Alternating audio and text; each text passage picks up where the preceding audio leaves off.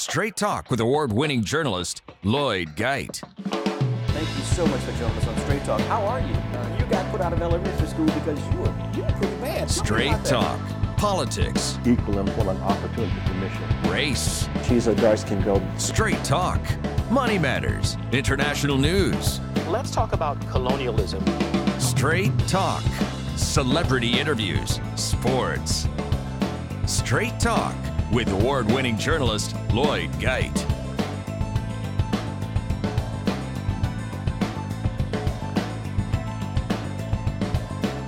Hello and welcome to Straight Talk. I'm your host, Lloyd Geit. On today's show, the author of a brand new book called My First Coup d'etat. His name is John Mahama. He is also the Vice President of the Republic of Ghana, which is in West Africa. I'd like to thank you for joining us on today's show. How are you? I'm doing fine, thank you. First of all, I want to back up a little bit. Let's talk about colonialism and its effect on West Africa, primarily Ghana, since that's what we're talking about. Let's talk about that. I think it was 1845 when the British came to Ghana.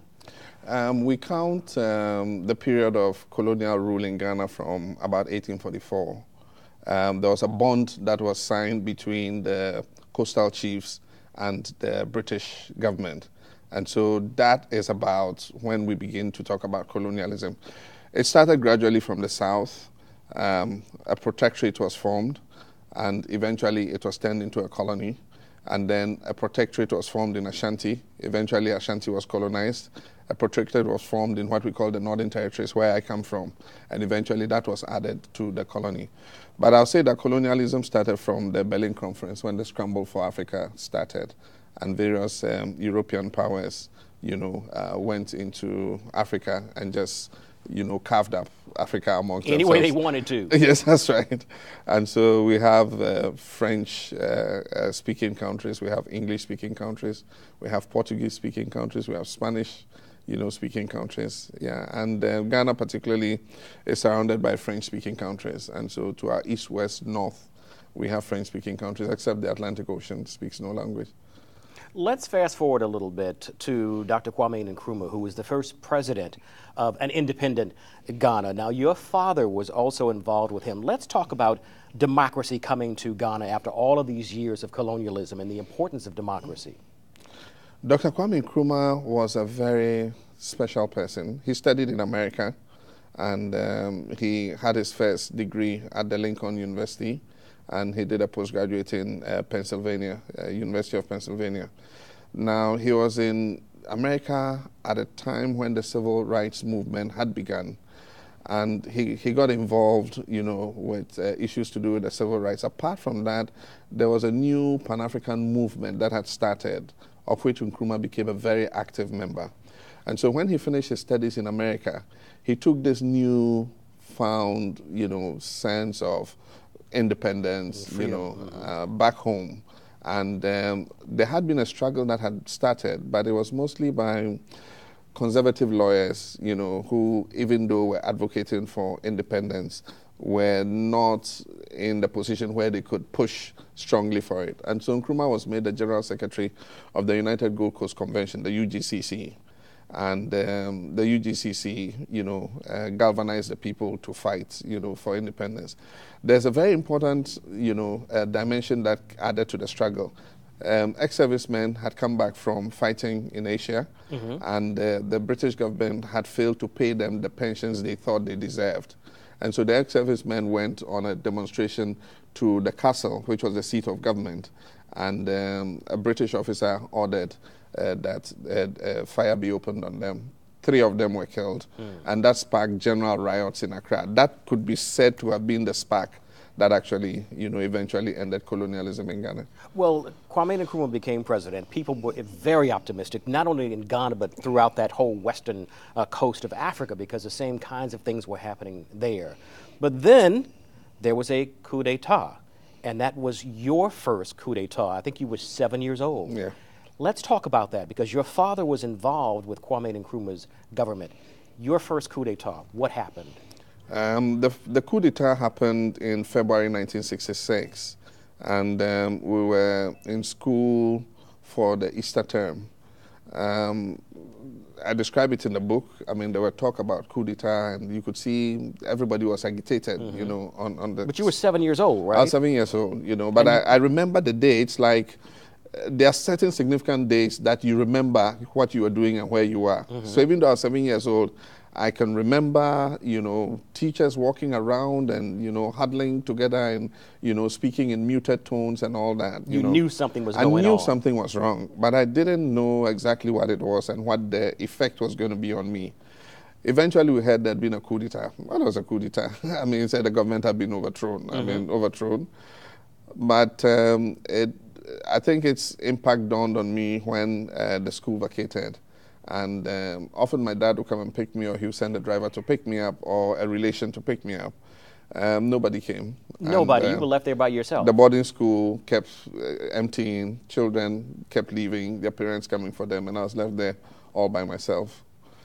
Your auntie, or one of the head mistresses, attempted to take you home, is that correct? Yeah. And our house had been occupied by soldiers. And they said my family lived there no more. And so the auntie brought me back to school. And they tried to contact my family. They couldn't tell where my family had moved to. It was after a while that I remembered that, you know, my sister Rose lived in the military barracks. Right, right. She was married to a soldier, right? Married to a soldier, yes. And so when I mentioned that, they called the military barracks and they were connected to the house. Happily, she was an air hostess. Happily, she hadn't traveled. She was in town. And so when they called, she came and picked me up. Now, your father was put in detention for a little over a year. Is that correct? That's true. What happened to him? All the ministers of state and top government officials were asked to report to the nearest police station for their own safety. For their own safety, right? But we knew what that meant. That didn't quite mean their own safety. He took it at face value, and he reported for his own safety, and that ended him up in detention for over a year. It was a very traumatic experience for him. And that particular incident changed the rest of the course of our lives. Because after that incident, he decided, one, not to get involved in politics again, and he decided to move his family back to the north, where we come from. And so he moved all of us back to the north, and that's how come I attended secondary school in the north. I did my primary school in the south and did my secondary school in the north, and only came back to the south for university. We're going to talk more about that, but we're going to take a break. Do not go away. We will be back with more of Straight Talk and the author of this wonderful book, My First Coup d'etat. Stay with us. Straight Talk.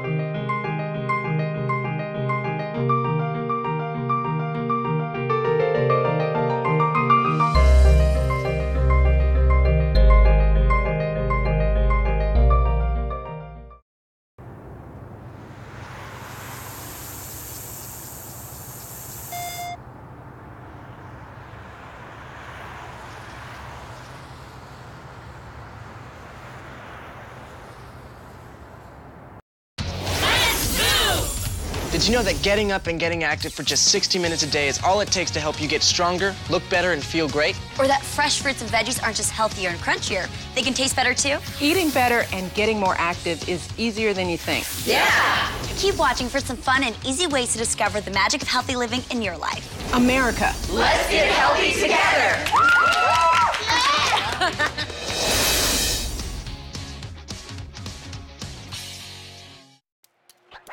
Today is Saturday.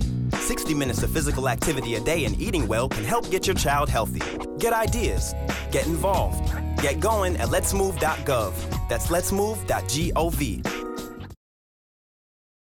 And welcome back to Straight Talk. My guest is the author of this new book called My First Coup d'etat. His name is John Mahama. He actually is the current vice president of the Republic of Ghana. Now, this was the first of many coup d'etats that you saw. Yeah. 7-year-old child goes home, nobody's there. The soldiers have taken over your home. Can't find your father. You find your sister. What happens then? My father stays in detention for a little over a year, and then eventually he is released. And when he comes out, we almost all don't recognize him. He's got a full beard, you know, and he looked completely different. But what was most important was not his physical appearance. It is what prison had done to him. It was a very traumatic experience for him. And so he decided to go into agribusiness and move the family back north. He had come down because he had to do public service, because he was a member of parliament and a minister of state. Now that, I mean, his office had ended abruptly, there was no reason to continue to stay in Accra, so he moved back up. And he became a very successful businessman. He owned a rice processing mill. But I want to talk a little bit more about your father, because early on, your father was such a big supporter of education. Yeah. I think he had 19 children. Yes. It was his desire to make sure that all of you had a good education. Yeah. Let's talk about the importance of that. Education. One of the main distinctions between the north and the south of our country in terms of development is that education came to the north much later. The British had come up with a policy, and that kept education out of the north because they reserved the north as a pool of labor. They felt that the northerners were physically strong, loyal. Not necessarily mentally loyal, strong. dedicated. And they needed them to work on the cocoa farms, on the railways, you know, in the gold mines, and in the security services. And they didn't want to introduce education there because they said when education was introduced in the South, it had corrupted the Southerners, and now they were asking for independence. And so the North should be kept free of education. And so a lot of people didn't go to school. Eventually, they changed the policy, and they established the fair school, and they wanted children to attend the school. Most people were reluctant to send their children to school because they believed that the white man was going to take your child away and go and indoctrinate him. Yeah. And so they came up with a policy where they took the children of chiefs, because Britain had what we call indirect rule. They ruled through the chiefs. And so they recognized you as a chief, and then they used you to control your subjects. They practiced it in Nigeria and in all the English colonies in West Africa. And so they passed a law that said that every chief in the north should give one of his children to be put in school. And I describe how my father got to be chosen. He had a big navel. Right. And the district commissioner squeezed his navel, and he hit out instinctively and knocked his hat off, you know. And says, there's something to this young man right here. We're going to take him and educate him. But that's how he got educated. That's how he went to school. And he valued the education he got. And so he made sure that not only us, his children, but all his relatives' children. When he came back, he set up the first school in our hometown called in Bole. And he made sure he took his uncle's children, his sister's children, and put all of them in school. And of course, his own children. He made sure we all got a good education. I want to talk a little more about the military. The military became so brutal, so violent, and you lived through that. Give me some idea as to what Ghana was like when it started falling down. Ghana deteriorated, a lot of the euphoria of independence dissipated from about the late 60s into the 70s.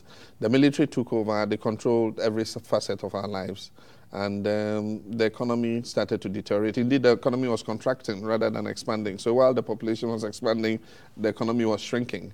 And so there was general hardship, across the country. Food was difficult to come by, fuel and water, all of those things. Shortage of fuel, shortage of electricity. People had to walk long distances. Poor drinking water and everything. It was a period of hardship for Ghana, but of course that was a period in which we grew. We lived it, because it was the period when we were growing up and coming into consciousness too. And so we made the best of it. The military were in control. There were several coups d'etats. There were a lot of brutalities against the people. And I tried to document it from the eyes of a young person growing up and how I saw it and how I understood it. And I think that it has served as the platform from which we've learned the lessons and experiences that have put Ghana in the current situation in which it is, where Ghana is considered a model of democracy and good governance. I think that it is learning the lessons of what I call the lost decades that has brought us to where we are. From the 1970s to the 1990s. 1990s. Pretty much lost. And nobody talks about that, you say? Very few people talk about it because at the time, a lot of the intellectuals, the writers, the engineers, the professionals, They left. They just picked their bags and left. I mean, there was nothing to do anymore in Ghana. And so they didn't live that period. And that's why you find that not too many people document that period. But for those of us who lived in Ghana, I think that we owe it a duty to write about that period so that people understand, where we've come from. We're going to get back to that. We're going to take another break. Do not go away. We will be back with more of Straight Talk. Stay with us. Straight Talk.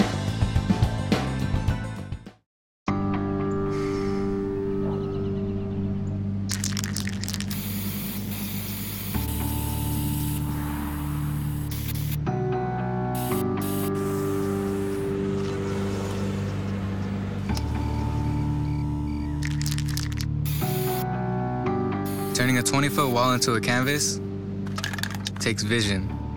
So will getting into college. I've got what it takes. So do you. So, what's it gonna be? We could ride bikes, skating, movies, zoo, whatever you guys want to do. Can we just do this? Yeah. We could just do this. The smallest moments can have the biggest impact on a child's life. Take time to be a dad today. Hey, I'm Demi Lovato. Bullying is never okay. But what are you gonna do? Well, here's an idea. Go to teensagainstbullying.org. The end of bullying begins with you. So join the movement.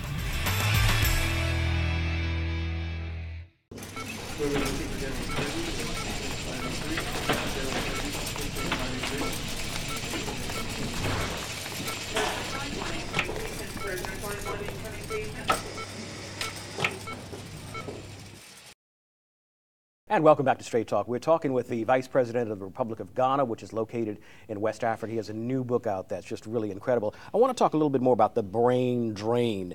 The people who could get out of Ghana, they did. They left.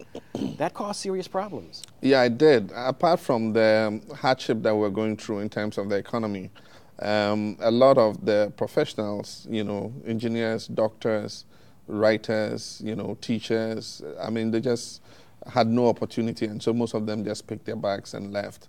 Some of them went to other African countries, others migrated to the United States, to Europe, and it created a certain vacuum, at the period.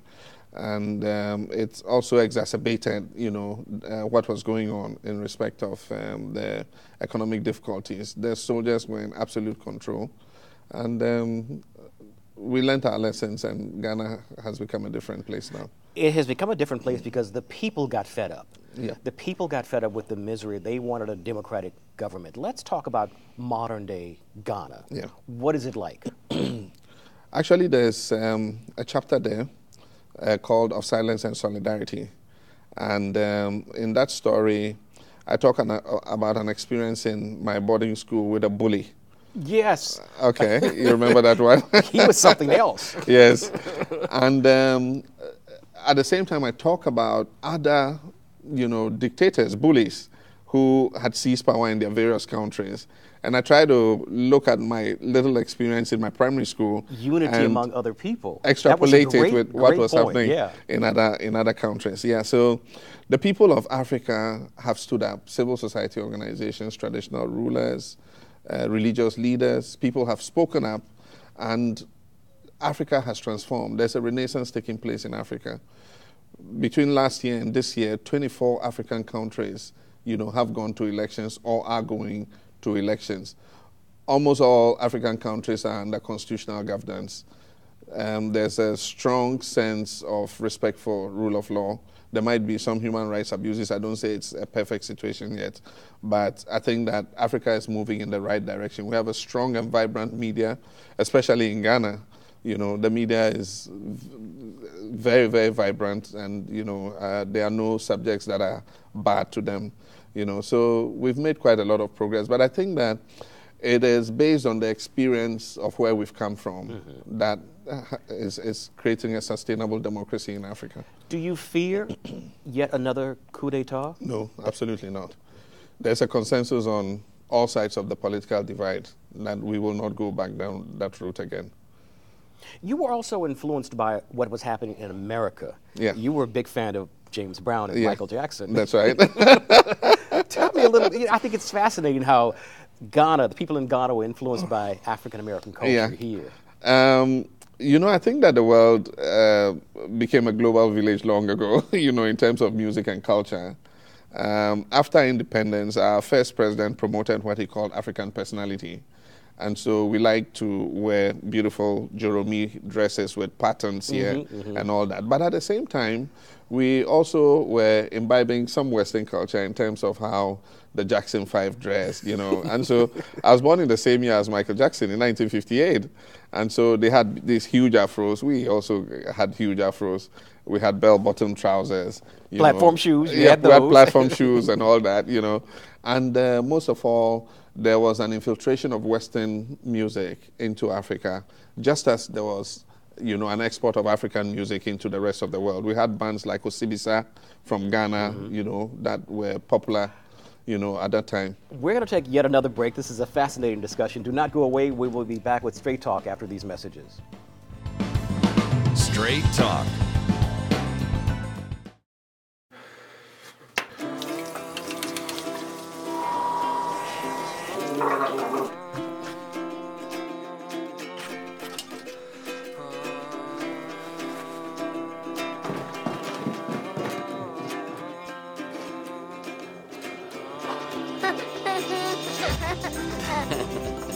Hungry?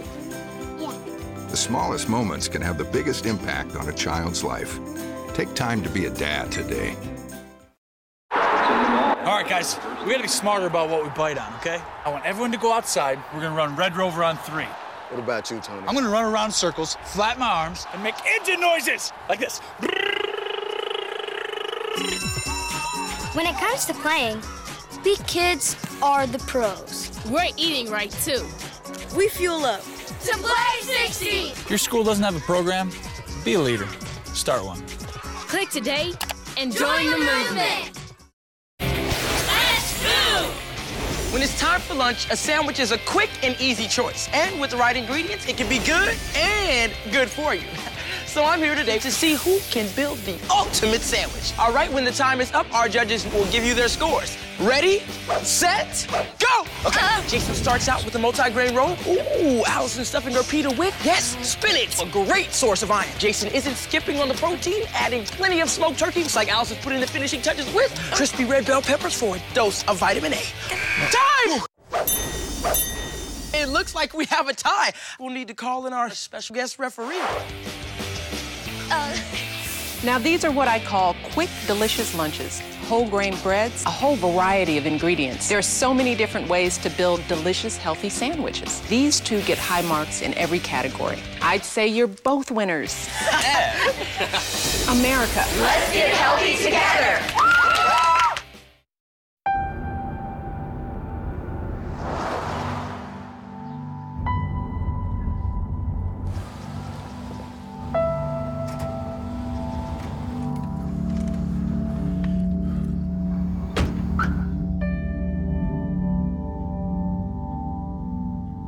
Talking to your kids about finishing school isn't easy, just necessary.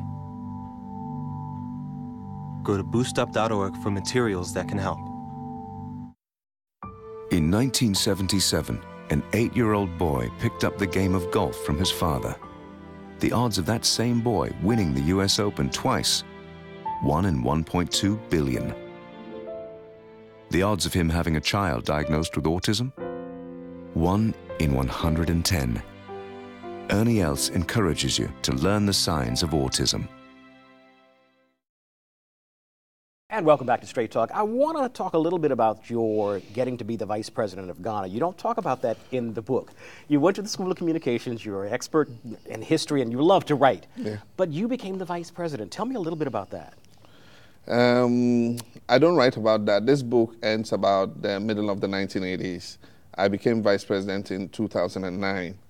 I had been a member of parliament before that. I was a member of parliament for 12 years. I did 3 terms in Ghana's parliament. And then I also served as Minister of Communications of Ghana at a time when we were deregulating the telecom sector. And so over the last 12 years, we've moved from 5% tele density to 17 million Ghanaians having phones out of a population of 24 million. And so that's what the deregulation has done. But I was chosen as the running mate to Professor John Atta Mills in 2008. And we won the election, and we've done our first term. And we're going for re-election in December this year. I always say that every 4 years there are 2 events that are certain to happen, an American election and a Ghanaian election. And so we are due for re-election too. You so followed in your father's footsteps. I mean, it's amazing. Did you even think that you would do that? If you look in the book, on hindsight and talking to him, I realized that he had a certain plan for my life. He always kept me in school separate from my brothers. In primary school, he put me in boarding school, and all my other siblings went to a different school. In secondary school, the same thing. He put me in a different secondary school, and all of them went to another secondary school. He probably could see into the future, and here I am. I dedicated the book to him. He was a great man, and I miss him. He was quite an incredible man. I mean, just the things that he did. And I also like the relationship that you had with your brothers, Alfred, the whole gang of them. You guys really had one another's backs. I mean, that in itself was a really touching story. Yeah, those were my big brothers, Alfred and Peter. Alfred led me into a lot of scrapes. You know? Yes, I know. But you got out of them. Yes, we got out of them. But we had a fun time, you know, growing up in Ghana. I mean, it was lovely. I mean, even though times were hard and, you know, things were not always the best, you know, we made the best of it, and thank God we turned out right. So you're working on book number 2, but you're not going to tell us what it's about. Are you? Well, I'm exploring some themes, you know, and the theme of healing and forgiveness, especially in situations where unspeakable horrors happen. I work in the castle in Osu. And I have a beautiful view from my office window. It looks at the Atlantic Ocean. But what I see is not the beauty of the sea. I see the thousands and millions of slaves slave trade who were taken across the Atlantic Ocean. I visited Mandela's cell in Robben Island, and yet Mandela is the first person who is willing to forgive and forget. I mean, what is it that makes people able to do that? Well, we've run out of time. It has been such an interesting discussion, and I want to thank you. We've been talking with the Vice President of the Republic of Ghana, which is located in West Africa. He has this new book out called My First Coup d'etat. His name is John Mahama. We want to thank him so much for joining us on Straight Talk. It's really a good read. Check it out. We will see you next week with yet another exciting show. And thank you for joining us. Thank you, Lloyd. Hope to see you in Ghana soon. I'll be there soon. Thank you.